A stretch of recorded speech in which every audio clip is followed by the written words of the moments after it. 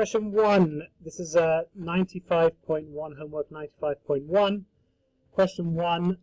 Find the distance here. The speed is 69. Distance is equal to speed multiplied by time.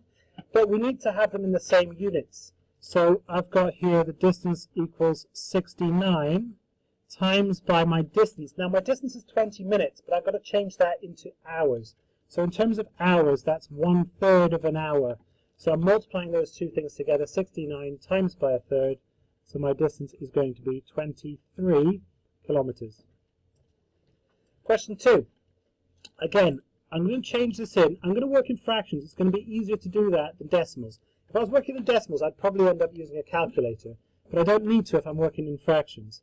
So again, my distance is speed multiplied by time. So my distance is 52, and my time here is 1 3/4. So if you think about 1 whole hour, that's 52 minutes. Half an hour would be 26 minutes.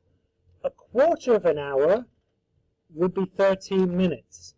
So I've got my distance is 1 whole hour, which was 52, and 13 minutes less than another whole hour, because 13 minutes was a quarter of an hour.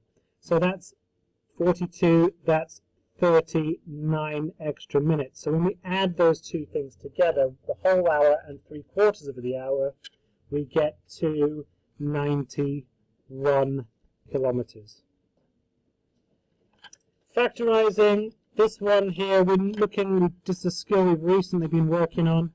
So we've got x, and if I'm going to get a minus there, one of these has to be positive, the other negative. Now I need to think about two numbers which are factors of 10, but add together to give -3. I'm going to have -5 and +2. And this one was a typo in it. We changed it to x squared minus 2x minus 14. So I want, if they're both negative, I'm going to have again have one positive, one negative, and then they need to multiply to give -24, add to give -2. I'm thinking of factors of 24. 12 and 2 not going to work.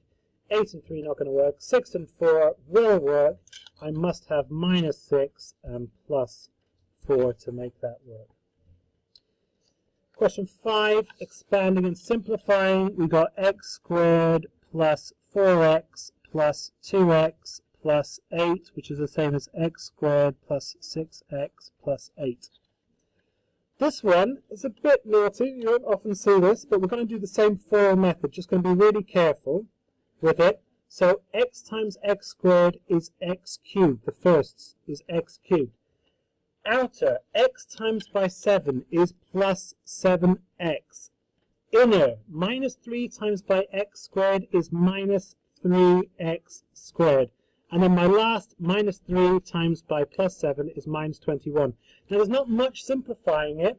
You can leave it just like that. It'd be normal though to put it in order, starting with the highest power of the variables, in this case the cube. So x cubed minus 3x squared plus 7x minus 21. Question 7. Standard form. It must be 6.55. How many times would that have to be moved? 1, 2, 3, 4, 5, 6. 6.55 times 10 to the 6. How many times we're going to have to move this? It's going to be 1.58. Let's see. 1, 2, 3, 4, 5, 6. Times 10 to the -6.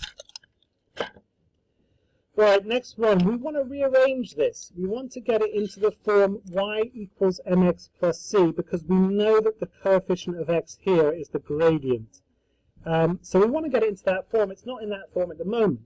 So if I'm going to get it into that form, I'm going to need to add 9x to both sides. So that's going to give me 3y equals 9x plus 2. 2 plus 9x is the same as 9x plus 2, because that's called commutative. Addition works either way around. It's more or less in the mx plus c format, but not quite. I'm going to divide both sides by 3 to get that y. So that gives me y equals 9x divided by 3 is 3x, and 2 divided by 3 is 2/3. The gradient of the line is the coefficient of x, which in this case is 3. The y-intercept, luckily this is already in the y equals mx plus c format, so that's my y-intercept, so the answer is just 5. Question 11. Again, nice and straightforward, making x the subject, divide both sides by a, and you're done. Y divided by a equals x. Question 12. Again, nice and straightforward, but this time I've got minus x. I don't want to have minus x. I want to deal with positive x values. So I'm going to add x to both sides. That's going to give me y plus x equals b. Then if I just take away y from both sides, so take away y, that gives me x equals b, take away y. 165 over 200 is a decimal. A decimal is going to need to be out of 10, 100, or 1,000. So out of 1,000, if I multiply both by 5, times the top by 5, you could divide by 2 as well, and then see what we've got there. But if I multiply by 5, that will give me 825. So as a decimal, this is 825 thousandths, or 0.825. 36 out of 40 is a percentage. So if I make it out of 10, I've divided by 4. I see that I can divide the top by 4, gives me 9/10, which is the same as 90 hundredths, which is 90%. Solving an equation, unknowns both sides. Question 15, I'm going to take away 3x from both sides. That gives me 2x minus 11 equals minus 10. Be careful, I'm going to add 11 to both sides. Add 11, gives me 2x equals 1. So x must be equal to 1 divided by 2. I'm going to divide both sides by 2. A half, or 0.5. This is the one which caused people most sort of concern. And the easiest way to think about this, you could multiply both sides by 2 and then both sides by 3. I want to get rid of these denominators. And the easiest way to do it is look for the lowest common multiple of 2 and 3 and multiply by that. So I'm going to multiply both sides by 6.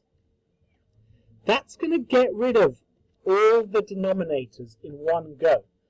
But I have to remember I'm multiplying both elements of this by 6. So what I would end up with is 6x over 2, which would be the same as 3 lots of x, and 6x over 3, which would be the same as 2 lots of x, and it would give me 15 times by 6, which would be 90. So I've got 5x equals 90, and so x is going to be, if I divide that by 5, I get x equals 18.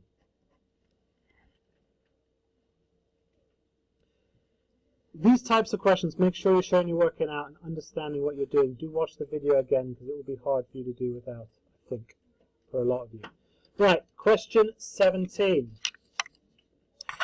309 times by 38. We're estimating, we're rounding to one significant figure.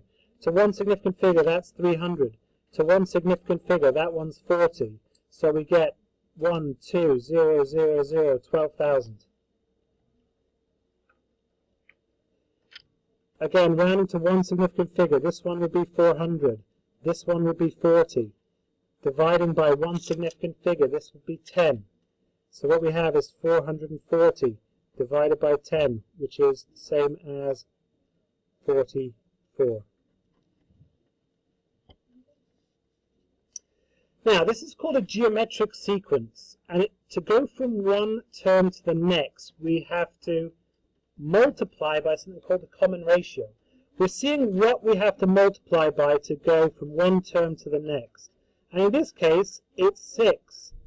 Okay, so if I'm going one backwards in this, I would have to divide by 6. So that question mark would be 15. Okay, that's 90 divided by 6. Okay, question 20. We're looking again for the common ratio. What are you having to multiply to go from one term to the next? In this case, it's 4. To work that out, you do 128 divided by 32 to work out what the common ratio is. It's multiplied by 4, so 32 divided by 4 to go back 1 is going to give me 8.